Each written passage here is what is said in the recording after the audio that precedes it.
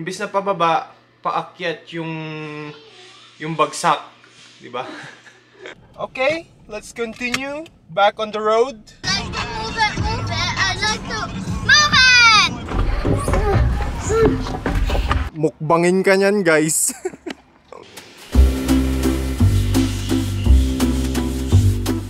So, mamamasyal kami ngayon. Pupunta kami ng Moncton Magnetic Hill Zoo. Yung hill doon is so magical na dapat, di ba, pababa ang car pag sa hills. Doon, hindi. Imbis na pababa, paakyat yung bagsak. Di ba? Paakyat yung, hulog. Mentality, guys. From St. Stephen, 2 oras yung biyahe papunta sa Moncton.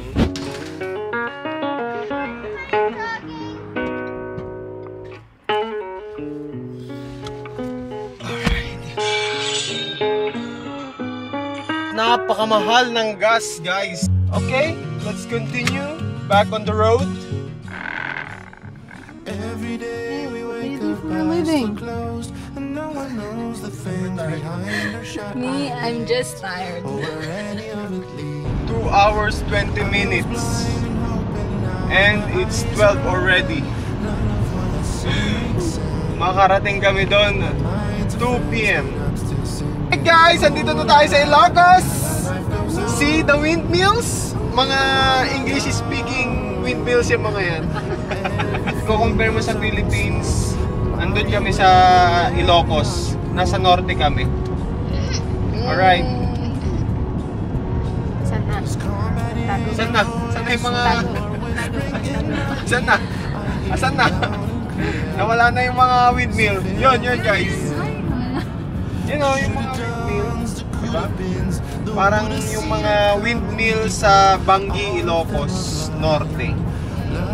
Hey! Singing, ooh la la la la la, life goes on, and I'm not done. Wow! Silog ako yan. May itlog.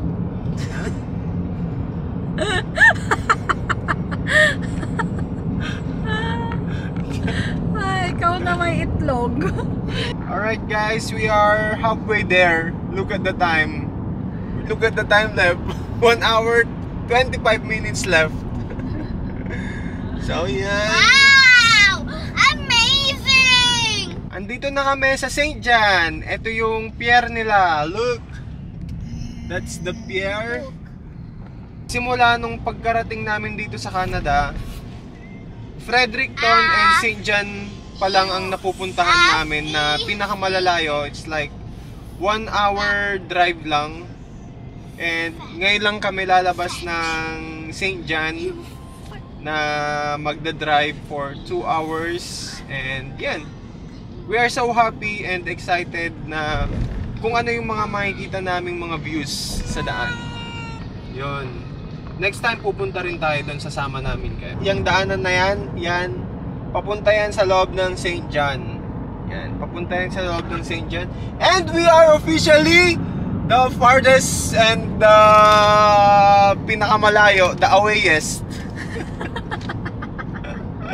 We are here, the farthest destination that we have come. Step in.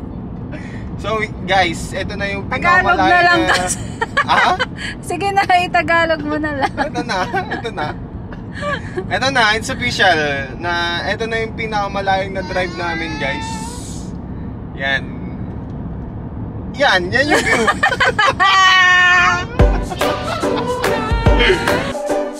Kita nyo dito sa New Brunswick, dito sa Canada, guys. It's an unending forest.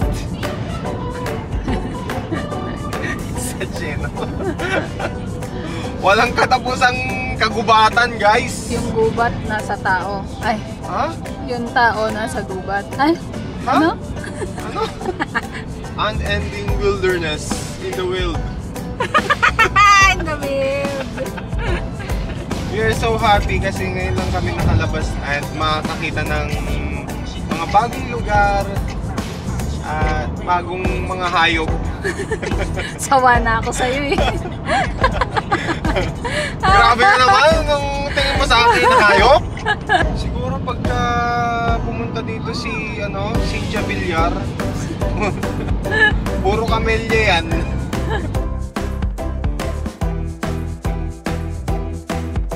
Like to move it, move it. I like to move it. Dito na kami sa Moncton after 2 hours na drive. Sa wakas nakarating na rin kami ng safe. 4 minutes na lang. 4 minutes na lang. Oh yeah, 3 minutes. Di ko alam bakit naging 3 minutes na lang yan guys. Naka-stop lang kami. Nag-CR lang kami saglit. Dahil hindi na namin mapigilan at sasabog na ang pantog namin.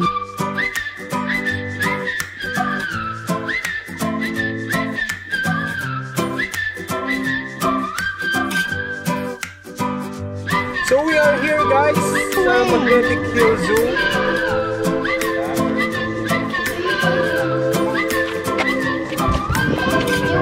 Let's go.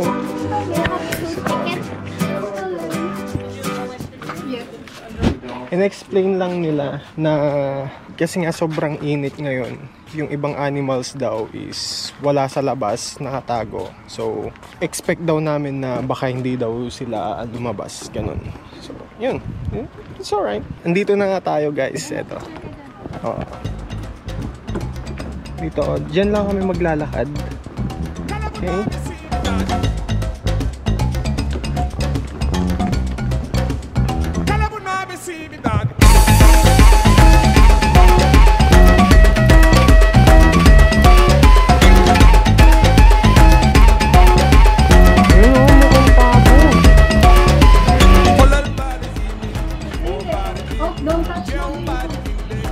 Oh my god, that's a cougar!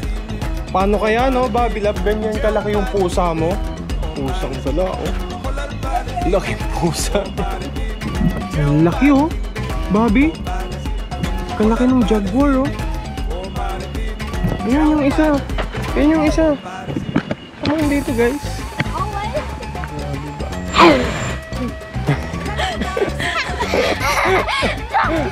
Saan yung fox? Swiper no, swiping! Wala, nakatago si fox. Tatlong chikading. Tiger babe! Kita nyo yun guys, naglalakad siya oh. Ito siya sa lilim. Mukbangin ka nyan guys.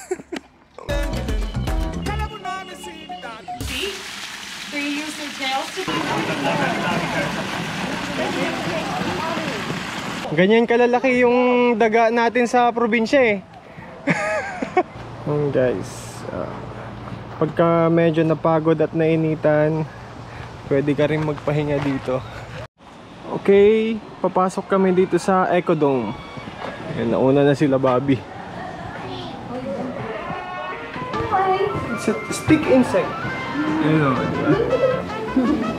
Tortoise, silang taon na kaya yan? Mas matanda pa siguro yung kay Ilan. Sino yan? Bombardino po crocodilo? Ay, dwarf caiman pala.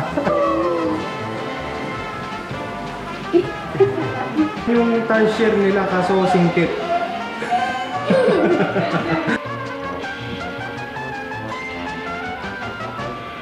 Hold this, Bobby.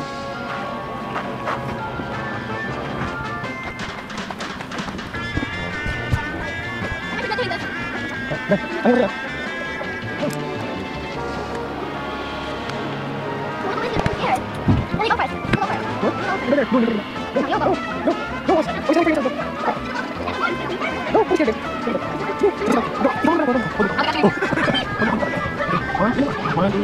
Here goes nothing. Yeah. 1, 2, 3.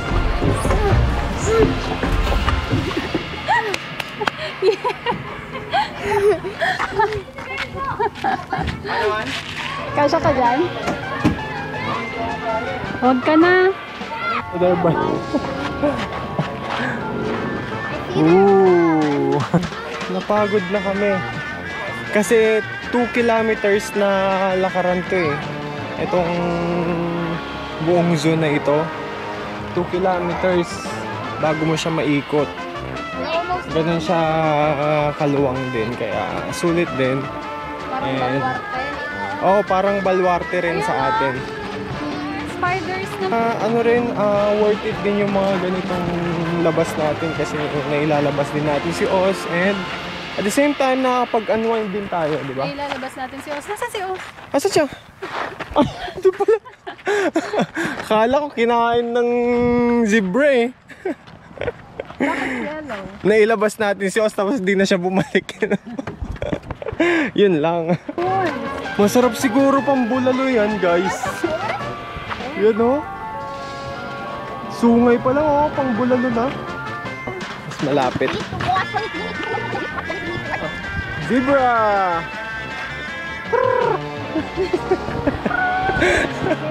Chicken naman pala yun.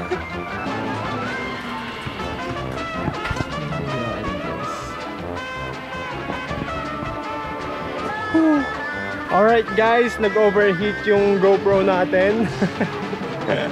Sobrang init din kasi, and tapos na yung trail. Dito kami nag-umpisa kanina. Tapos doon kami pumasok. Yan.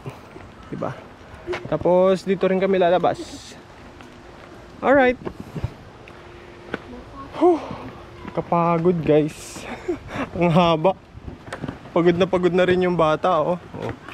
Asan na siya? Yan oh. Pagod ka? Pagod siya eh. Sobrang init kasi.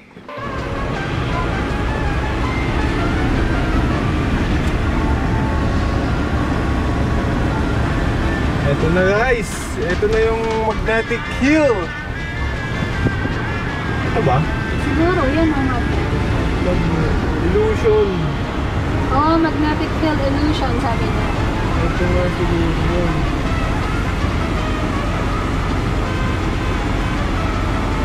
That's why we couldn't find a way out. Take the next right onto Fun Mountain Road. Thank you, sabi niya. Merci.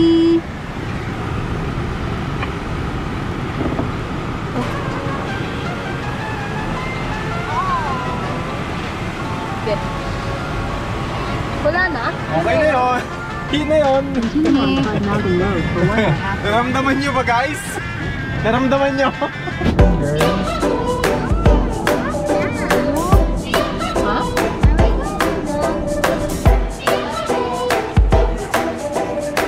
Yung mga taxidermy nila ng bus ang laki. Ang dami. Ay, ang galing. Oh? Can Can I? I use my GoPro here? Yeah, you sure can. Okay, Yeah. thank you. Thank you. Alright, nagpaalam ako guys. Pwede daw. Alright. Ayun. Target lock. Target lock. Oo. Yun o, Bass Pro. Ayan, yung mga ano guys, Bass Pro na sombrero. Dami dito. Mura lang. 14 lang. Ay, 15 lang ang isa. Diba? Ayun, 8. Kaso maliit naman yun.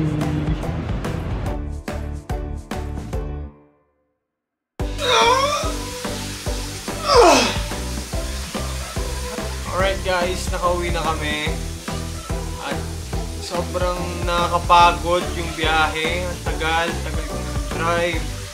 Pero sobrang worth it din yung pinuntahan namin. Dami naming nakita na magaganda at saka bagong mga animals, bagong views. Basta maganda. Worth it yung drive, worth it yung pagod. Ganun naman kasi talaga, di ba? Pagka gusto mong makapunta dun sa mga gusto mong puntahan, kailangan mo munang mapagod mag-drive or tumakbo, maglakad bago ka makapunta sa gusto mong puntahan. Kailangan mo munang paghirapan para maabot yung mga magagandang bagay na gusto mo makuha. Napagod kami, napagod ako mag-drive, pero ang kapalit nun is new experience, new views, and peace of mind. Na-unwind yung peace of mind ko. Alright, basta yun. Basta na-unwind kami. And yun. Alright. Till the next adventure again, guys. I'll see you. The Real out.